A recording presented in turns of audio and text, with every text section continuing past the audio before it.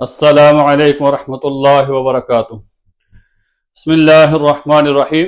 آج میں جس ٹاپک پر بات کرنا چاہتا ہوں وہ یہ ہے کہ صحابہ کرام رضی اللہ تعالی عنہ اجمعین کی دین پر استقامت۔ اللہ تعالیٰ نے قرآن کریم کے اندر ارشاد فرمایا ہے ان الذين قالوا ربنا الله ثم استقاموا تتنزل عليهم الملائكة ألا تخافوا ولا تحزنوا وأبشروا بالجنة التي كنتم توعدون۔ فرمایا بے شک وہ لوگ جو کہتے ہیں ربنا اللہ، ہمارا رب اللہ ہے، ثم استقاموا، پھر اس کے اوپر استقامت اختیار کرتے ہیں۔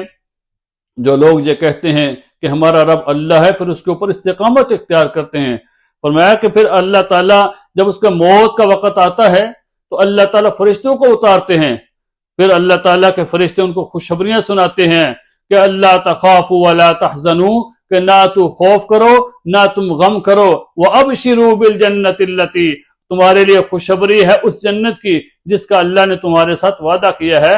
تو ہمیں کس چیز کے بدلے میں یہ خوشخبریاں ملیں گی؟ کہ دین کے اوپر استقامت اختیار کرنا۔ شیخ عبد القادر جیلانی رحمۃ اللہ علیہ فرمایا کرتے تھے اطلبوا الاستقامت فإن الاستقامت فوق الکرامت، فرمایا کرتے تھے کہ دین کے اندر استقامت کو تلاش کرو کیونکہ استقامت جو ہے وہ کرامت سے اعلیٰ درجہ رکھتی ہے۔ تو ہمیں دین کے اوپر استقامت اختیار کرنی چاہیے اور اللہ سے دعا مانگنی چاہیے۔ دیکھیں صحابہ کرام رضی اللہ تعالی عنہ اجمعین نے جس وقت کلمہ پڑھا، اس وقت کلمہ پڑھنا اتنا آسان نہیں تھا۔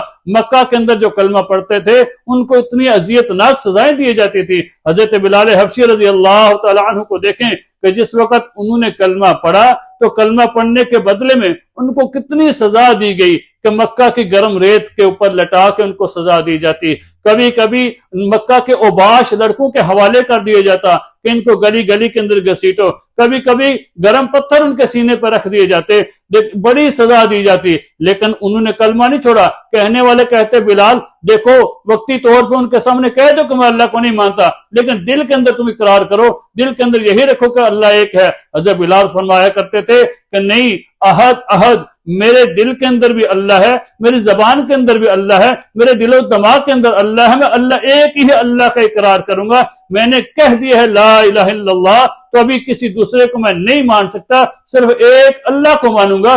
ربنا اللہ کے اوپر وہ ڈٹ گئے۔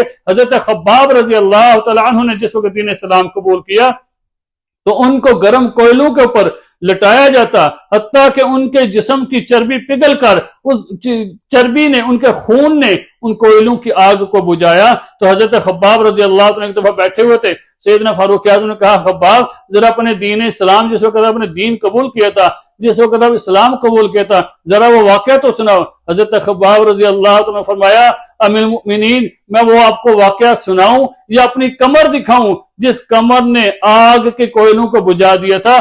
تو دین کے اوپر چلنا، دین کے اوپر استقامت اختیار کرنا، ہمیں صحابہ کرام رضی اللہ تعالی عنہ اجمعین کو دیکھنا چاہیے کہ کس طرح انہوں نے استقامت اختیار کی ہے۔ تو ہمیں دین کے اوپر چلنا چاہیے اور اللہ سے دعا کرنی چاہیے کہ اللہ ہمیں دین والے راستے پہ لگانا، ہمیں دین کے اوپر استقامت اختیار کرنا، اور جب ہمارا آخری وقت آئے تو اس دین کے اوپر، دین اسلام کے اوپر ہمارا آخری وقت آئے اور اس دین کے اوپر چلتے ہوئے آئے۔ دیکھیں اگر استقامت اختیار کریں گے، اللہ سے دعا مانگیں گے تو اللہ ہماری نعمتوں کے اندر اضافہ کریں گے۔ دین اسلام کی جو سب سے بڑی نعمت ہے، اللہ تعالیٰ نے ہمیں مسلمان گرانوں کے اندر پیدا کیا، اور مسلمان گرانے کے اندر ہمیں اللہ تعالیٰ نے دین اسلام کی نعمت دی ہے، تو اس نعمت کے لیے ہمیں اللہ سے دعا کرنی ہے کہ اللہ ہمیشہ ہمیشہ ہمیں اس دین کے اوپر قائم رکھ۔ دیکھیں استقامت اختیار کریں، اگر استقامت نہیں ہوگی تو ہم نقصان اٹھائیں گے۔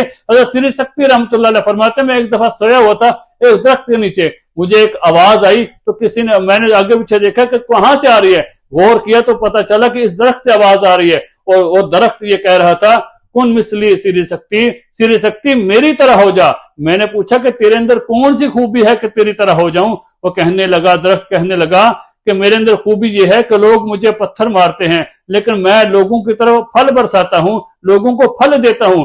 سری سکتی رحمۃ اللہ فرمایا اگر اتنی اچھی خوبی ہے تو اللہ نے تمہیں آگ کی غذا کیوں بنایا ہے؟ تو اس درخت نے جواب دیا کہ میرے اندر ایک خامی ہے کہ میرے اندر استقامت نہیں ہے، جدھر سے ہوا چلتی ہے میں اسی طرف دوڑ جاتا ہوں، اس وجہ سے مجھے اللہ نے آگ کی غذا بنایا ہے۔ تو ہمیں اپنے اندر استقامت اختیار کرنی چاہیے اور استقامت کو تلاش کرنا چاہیے۔ ایک بزرگ بیٹھے ہوئے تھے، ان کے پاس ایک آدمی آیا، کہنے لگا کہ حضرت آپ ہر انسان کی خوبیاں بیان کرتے ہیں، ہر انسان کے اندر خوبیاں تلاش کرتے ہیں، تو مجھے ایک بات بتائیں شیطان کے اندر کون سی خوبی ہے؟ انہوں نے کہا دیکھو شیطان کے اندر بھی خوبی ہے، اور وہ خوبی استقامت کی خوبی ہے کہ دیکھو جب اس نے اللہ کے سامنے قسم اٹھائی تھی کہ میں تیرے بندوں کو گمراہ کروں گا، تو اللہ نے بھی اسی وقت کہہ دیا تھا کہ میرے نیک بندے تیرے جال میں نہیں آئیں گے، اور اگر کسی بندے نے گناہ کر بھی لیا اور اگر جب بھی وہ میرا بندہ مجھ سے توبہ کرے گا، مجھ سے معافی مانگے گا، تو میں اس کے سارے گناہوں کو معاف فرما دوں گا۔ جب اللہ نے اس کو بتا دیا تھا کہ میں اپنے بندوں کے گناہوں کو معاف کر دوں گا، لیکن دیکھیں پھر بھی وہ استقامت کے ساتھ اپنے وعدے کے ساتھ وہ اللہ کے بندوں کو گمراہ کر رہا ہے، لیکن وہ جانتا بھی ہے کہ اللہ ان سب کو معاف کر دے گا، لیکن استقامت کے ساتھ لگا ہوا ہے۔ تو بزرگ نے کہا کہ اس کے اندر بھی استقامت کی خوبی ہے، تو ہمیں بھی استقامت اختیار کرنی چاہیے۔ صحابہ کرام رضی اللہ تعالی عنہ نے استقامت کے ساتھ دین کے اوپر چلتے ہوئے ہم تک دین پہنچایا ہے، تو اللہ تعالیٰ سے دعا کرے کہ اللہ ہمیں بھی استقامت عطا فرمائے، اس دین کے اوپر چلنے کی توفیق عطا فرمائے، اور صحابہ کرام رضی اللہ تعالی عنہ اجمعین کے نقشے قدم پر چلتے ہوئے ہم دین کے اوپر اپنی زندگی گزاریں۔ اللہ تعالیٰ ہمیں عمل کرنے کی توفیق عطا فرمائے۔